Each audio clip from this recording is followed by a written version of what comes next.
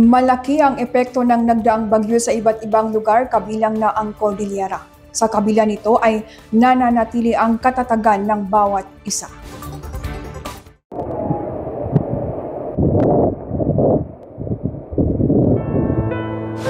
Kaya po, Lubo Elementary School.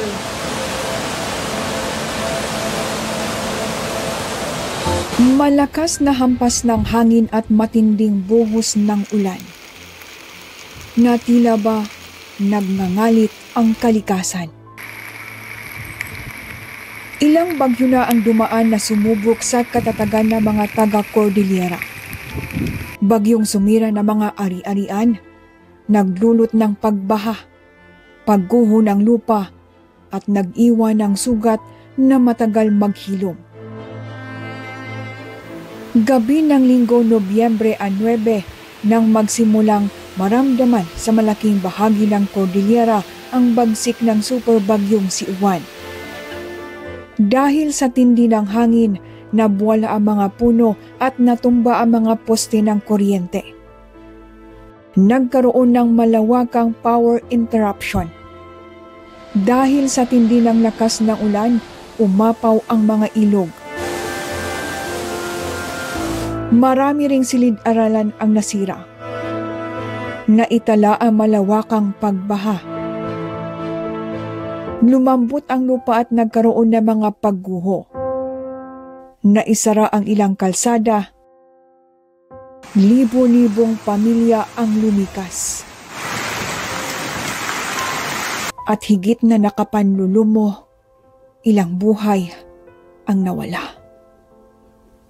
May nawalan ng ama, ina at anak.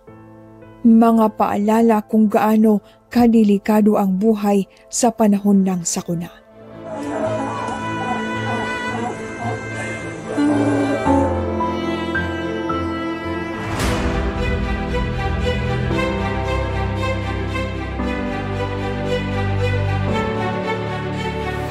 Sa kabila ng mga pangyayaring ito ay mga kwento rin ng kaligtasan at tapang.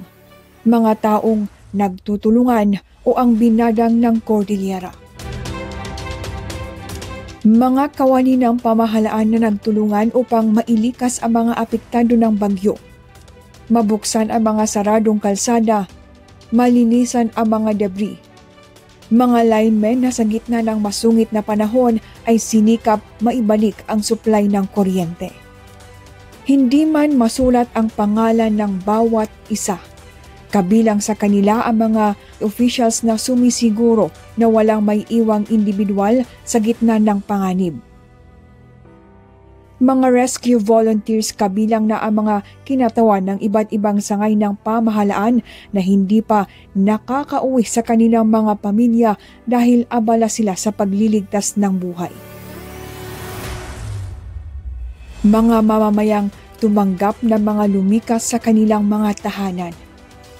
Mga tagahatid din ng balita at impormasyon ukol sa bagyo. Sinaganap ang isang road clearing operation. At ang buong komunidad na nagtutulungan para makabangon. Ang mga ito ay paalala na ang pagtutulungan o binadang kahit sa maliit na pamamaraan ay kayang lagpasan ang anumang bagyo. Ang katatagan ay hindi lamang ukol sa pagkukumpuni ng mga nasirang bahay. Ito ay patungkol sa pagsisimulang muli sa buhay na puno ng pag-asa.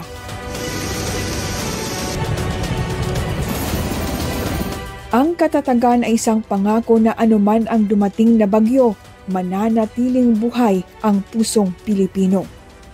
Nakasisira man ang hangin at ulan, hindi matitinag ang espiritu ng mga taong alam kung paano muling bumangon at patuloy na babangon sa gitna ng unos.